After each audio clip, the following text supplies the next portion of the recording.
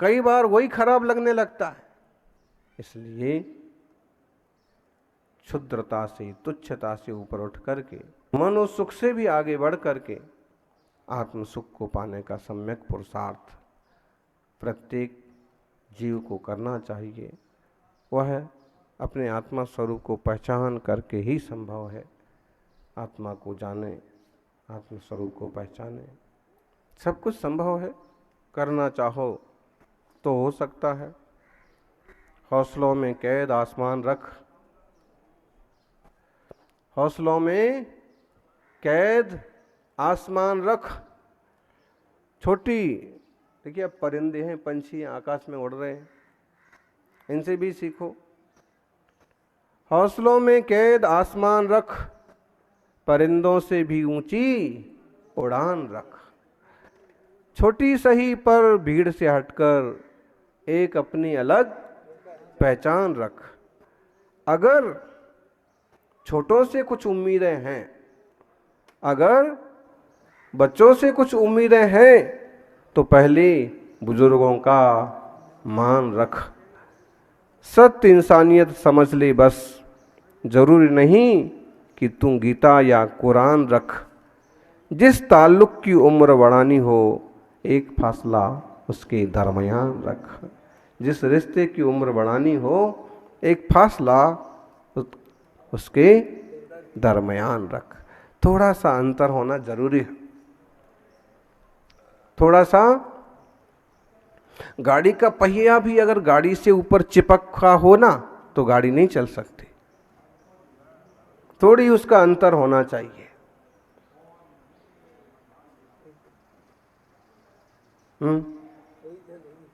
तो ही चलेगी। ऐसे ही जिंदगी की गाड़ी, परिचय कितने भी निकट के हों, लेकिन उनमें भी एक मर्यादा, एक सम्मान, एक छोटी सी दूरी जरूर होना चाहिए।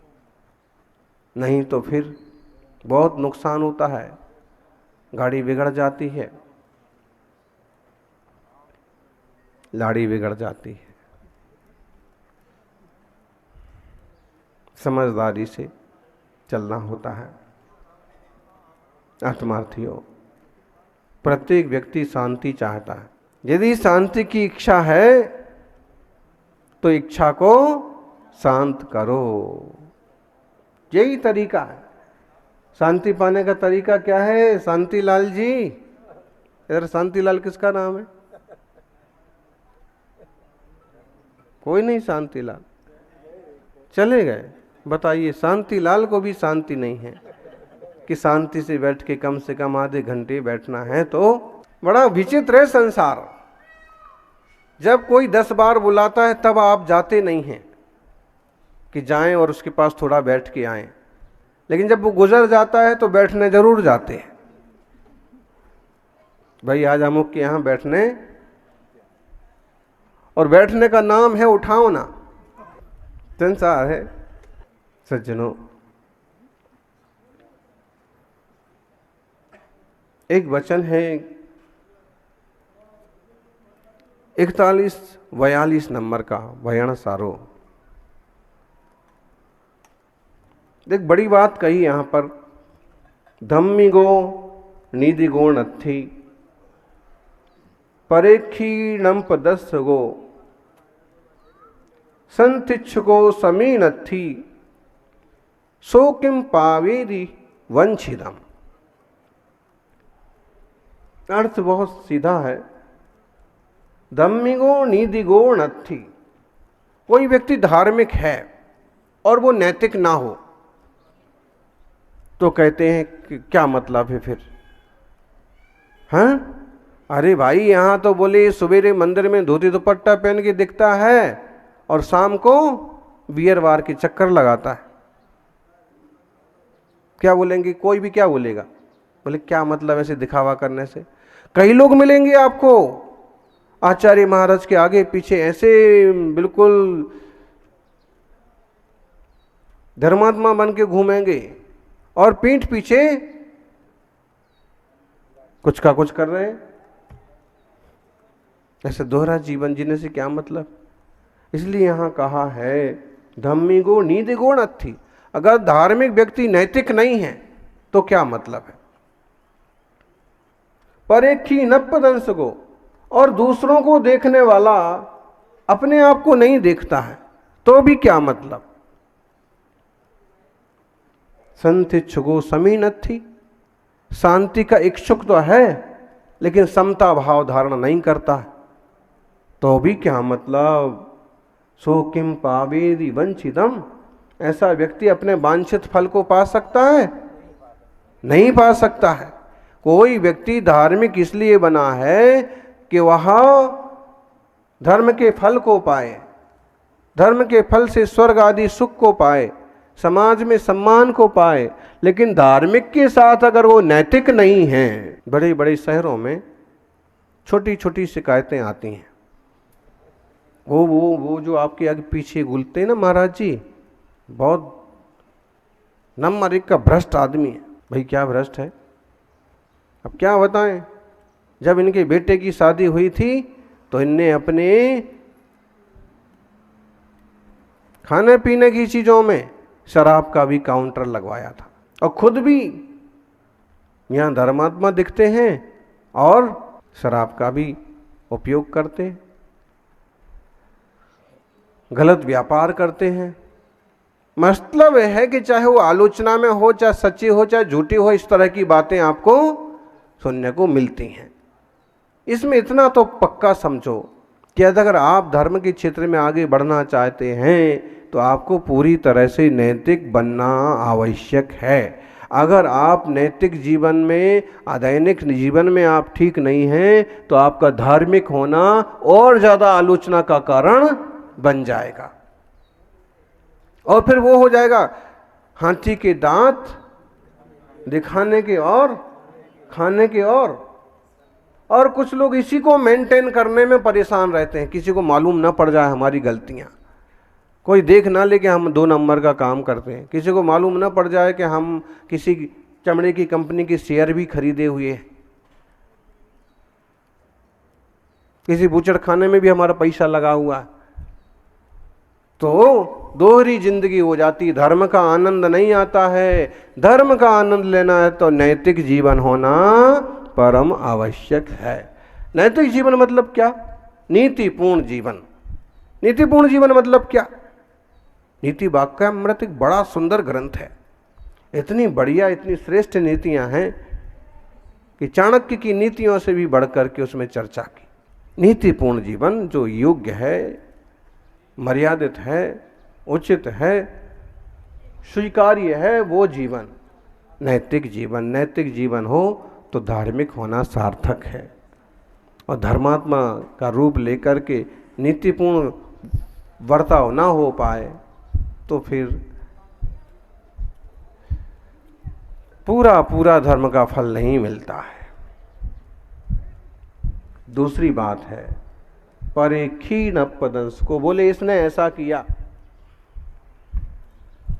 ये गलत है, ये भी गलत है, ये भी गलत है। 1 गलत है, 2 गलत है, 3 गलत है, 4 गलत है। मान लो 1 गलत हो सकता है, 2 गलत हो सकते, 3 गलत हो सकते, लेकिन अगर तुम्हें सारे लोग ही गलत दिख रहे हैं, इसका मतलब है तुम्हारा देखने का नजरिया गलत है। ऊँट ने कहा तोते की नाक टेढ़ी है, तोते की नाक टेढ़ी है। ऊँट ने कहा कुत्ते की पूंछ टेढ़ी है। ऊँट ने कहा कुत्ते की पूंछ टेढ़ी है। ऊँट ने कहा हाथी के दांत टेढ़े हैं। ऊँट ने कहा मेढ़े के सींग टेढ़े हैं। और उसको जो भी दिखता उसमें वो कुछ ना कुछ टेढ़ापन जरूर बता। तभी किसी ने ऊँट से कहा कि भाई इनका तो एकाध अंग टेढ़ा है, तेरे तो 17 के 17 सारे अंग टेढ़े हैं। तो इनको देखता है कि इसका ये टेढ़ा है, इसका ये टेढ़ा है, तू अपनी तरफ क्यों नहीं देखता है? अगर हमें खुद को सुधारना है तो खुद की तरफ देखो। दूसरों की कमियां देखने की बजाय एक बार खुद को भी आईना जरूर देख लेना चाहिए।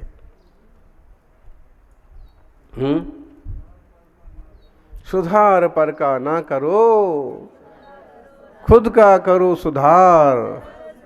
सुधर सुधर सुंदर बनो, जाओ भव के पार। कितनी बढ़िया बात कही है किसी कवि ने।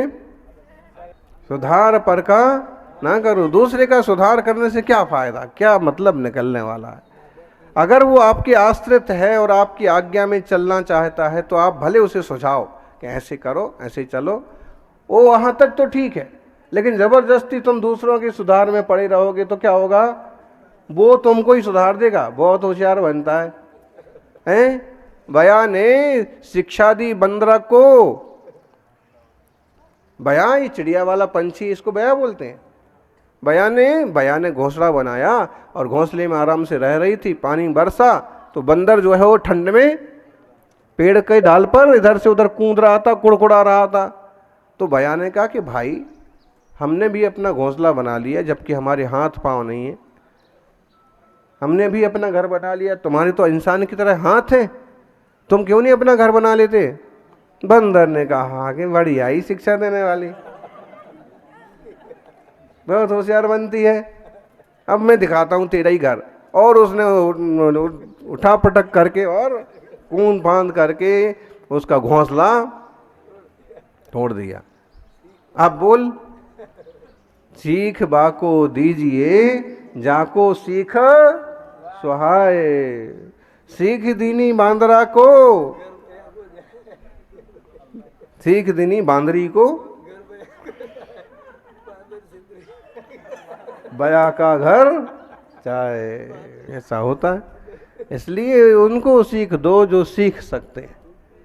तुम्हें ही सिखाने लग जाएं उल्टा तो कोई मतलब नहीं है। सुधर सुधर सुंदर बनो, पर का सुधार खुद का करो, पर का क्या सुधार करोगे। सुधार पद का मत करो, खुद का करो सुधार।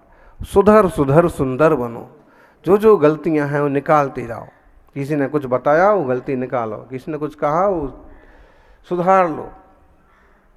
सुधर सुधर इतने सुंदर बन जाओगे, इतने सुंदर बन जाओगे। सब्बत सुंदरो लोए।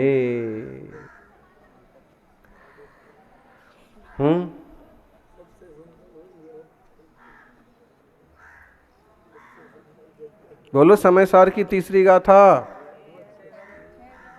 एयत्तनि छया गदो समो सब्बत सुंदरो लोए।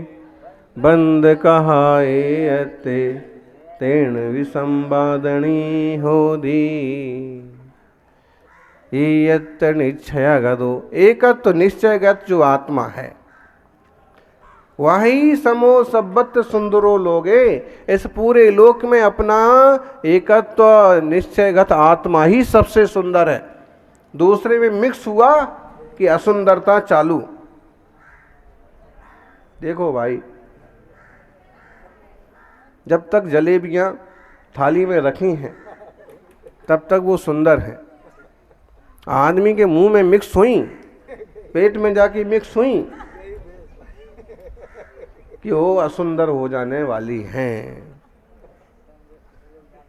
व्यक्ति, इंसान जब तक स्वतंत्र है, अकेला है, एकत्व विभक्त आत्मा स्वरूप का चिंतन करता है, तब तक वो सुंदर है। और जैसे ही किसी के साथ उसका संयोग हुआ तो असुंदरता चालू हो जाती है। देख लो आप। एकदम ये निश्चय गो समो सब्बत सुंदरो लोगे। बंध कहा ये तेण विसंवादनी होती। बंध की कथा जो है ये तो विसंवादनी है।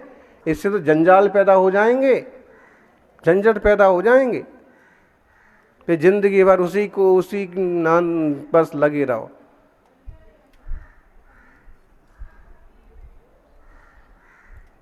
तो हम आत्मस्वरूप की दृष्टि बनाएं।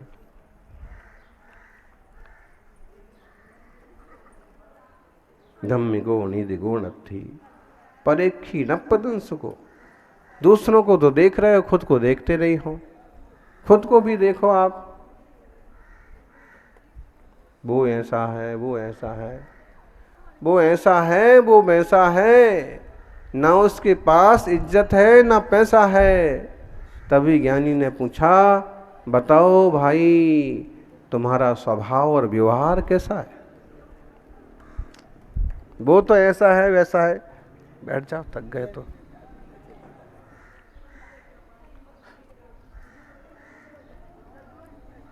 ऐसे करते हैं लोग, बोलते हैं कि ऐसे हैं वैसे हैं।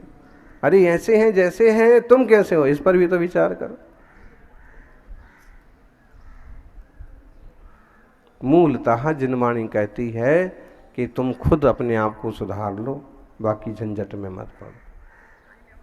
हम इस पर गौर करें। संत इच्छुको समीन थी, शांति का इच्छुक तो है लेकिन समता वाला नहीं है, तो शांति हो जाएगी? शांति चाहते हो तो शांत हो जाओ।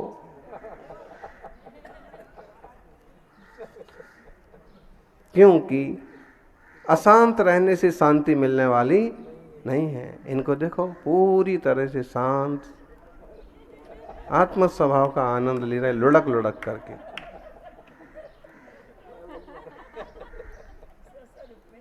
हाँ, स्वस्वरूप में सोए।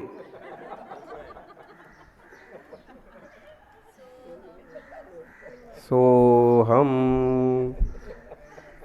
सो गयो हम, ये हाल होता है। तो संतिच्छु समीन थे,